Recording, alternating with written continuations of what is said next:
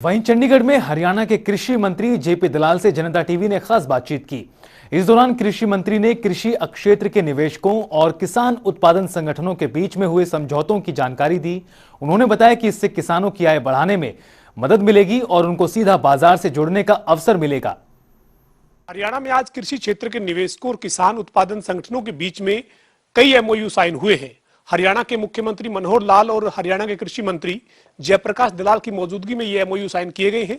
मेरे साथ बातचीत करने के लिए इस वक्त जयप्रकाश दलाल हैं, जो हरियाणा के कृषि मंत्री हैं। सर, आज कई एमओयू साइन हुए हैं। किसानों की आय बढ़ाने के लिए जो सरकार काम कर रही है उसी दिशा में आज कई एमओयू साइन किए गए हैं। किस तरह से देखते हैं आप, और ये आज किस किस तौर के एमओयू रहे हैं?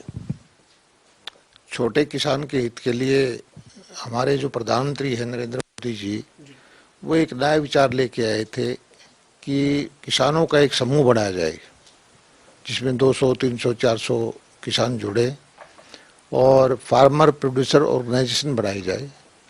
उससे किसानों की सामूहिक शक्ति संगठित होकर अगर वो रॉ मटेरियल खरीदेंगे, खाद, बीज या पेस्टिसाइड, तो उनकी बार्गेनिंग पावर बढ़ेगी और जो उनका प्रोडक्ट बनेगा इकट्ठा होकर और उसकी ठीक ठीक छटनी करके, पैकेजिंग ठीक करके वो बेचेंगे तो उनकी भाव उनको ज़्यादा मिलेंगे। उसी दिशा में हमारे विभाग ने, हॉर्टिकल्चर डिपार्टमेंट ने जो एफपीओज का एमओयू साइन करवाया है कॉरपोरेट के साथ। बहुत सारे कॉरपोरेट ऐसे हैं जो एक विशेष क्वालिटी का प्रोडक्ट सारा साल लगातार लेना चाहते हैं और अच्छा भाव देने को तैयार हैं।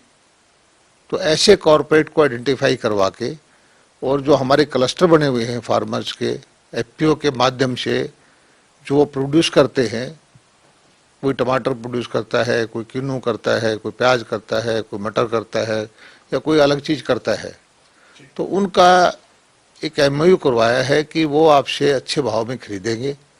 और यही एक लक्ष्य है कि किसान की आमदनी को बढ़ाया जाए, किसान को अच्छा भाव मिले। और 10,000 एफपीओ बनाने का लक्ष्य था पूरे देश के अंदर।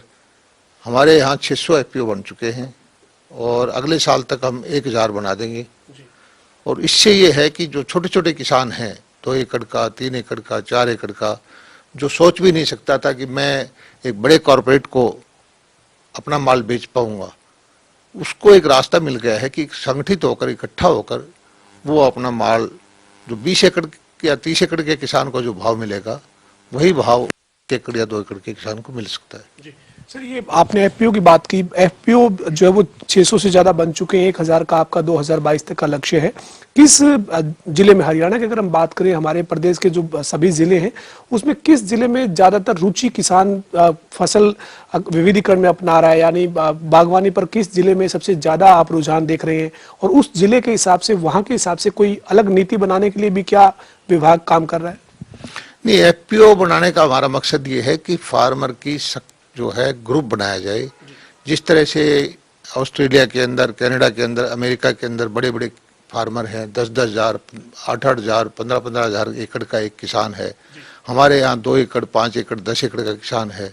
तो जो जोत है बड़ी हो जाए, जोत बड़ी हो जाती है तो फार्मर की बार्गेनिंग पावर बढ़ जाती है। जब वो कोई माल खरीदता है तो उसमें सस्ता रेट करवा सकता है, जब अपना माल बेचता है तो उसमें अपनी माल का अच्छा भाव ले सकता है।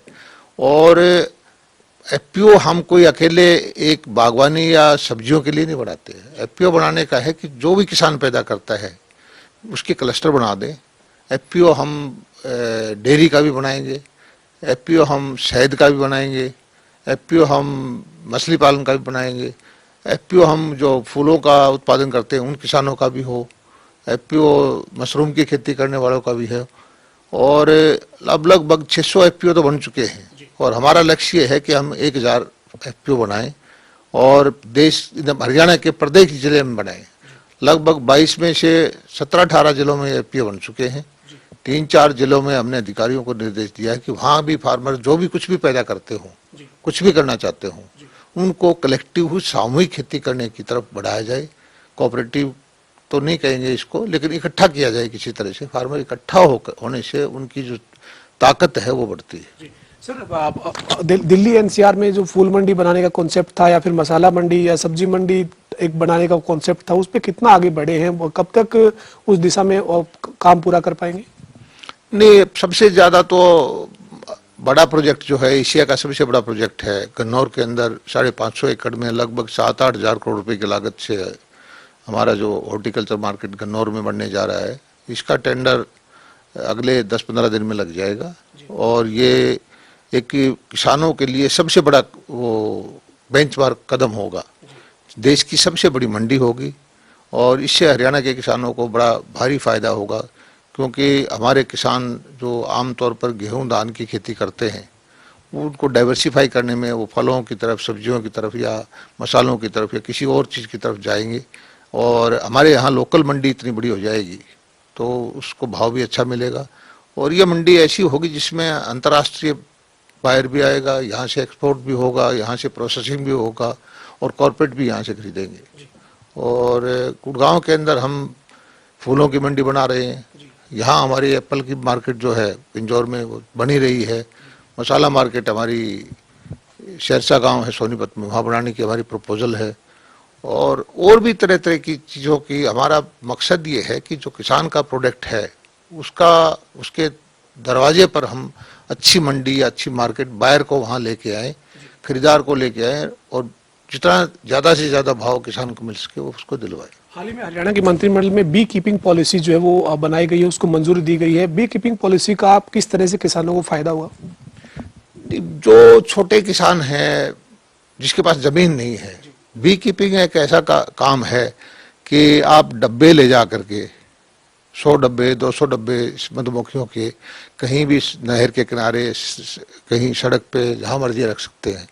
और आमतौर पर कोई किसान इससे मना भी नहीं करता, क्योंकि जहाँ मधुमक्खियाँ जाएंगी उससे परागण होगा, फसल भी बढ़ेगी। सरसों का इलाका है और कहीं है, तो इसके लिए हमारे यहाँ सेंटर बना हुआ है रामगढ़ में और इसकी ब्रांडिंग भी करेंगे और किसानों को ट्रेनिंग भी देंगे। और जो छोटे छोटे बगैर जमीन के किसान हैं जिनके पास अपनी कोई खेती बाड़ी की जमीन नहीं है, उनको भी कोशिश करेंगे कि इसे ट्रेनिंग दे करके बी कीपिंग की तरफ उनको बढ़ावा दें और उनके उत्पाद की मार्केट भी हमारा विभाग करवाने की कोशिश करेगा।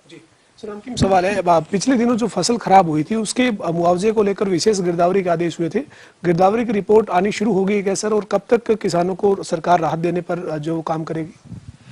नहीं, स्पेशल गिरदावरी के ऑर्डर हमारे मुख्यमंत्री जी ने कर दिए थे। इसकी एक प्रोसेस होती है कि पहले पटवारी करता है, फिर तहसीलदार, एसडीएम, कुछ परसेंटेज डिप्टी कमिश्नर और कुछ परसेंटेज कमिश्नर तक को करनी होती है। तो अलग अलग डिप्टी कमिश्नर और कमिश्नर से गिरदावरी की रिपोर्ट आनी है, कुछ से आ चुकी है और जब सारी प्रदेश स्तर पर ही आ जाएगी, इसका सारा संकलन करके और जो किसानों का जो मुआवजा है वो रिलीज करते हैं, जल्दी ही हो जाएगा। बहुत शुक्रिया बातचीत करने के लिए। हमारे साथ हरियाणा के कृषि एवं किसान कल्याण विभाग के मंत्री जयप्रकाश दलाल थे, जो बता रहे हैं कि आज कृषि क्षेत्र के निवेशकों ने कई एफपीओ के साथ एमओयू किया है, इससे किसानों को फायदा होगा। और इसके अलावा जो हरियाणा सरकार की किसानों की आय को बढ़ाने के लिए तमाम जो कदम उठाए जा रहे हैं उनकी जानकारी जेपी दलाल ने दी है। वीडियो जर्नलिस्ट विजेंद्र सिंह के साथ पवन सिंह और जनता टीवी, चंडीगढ़।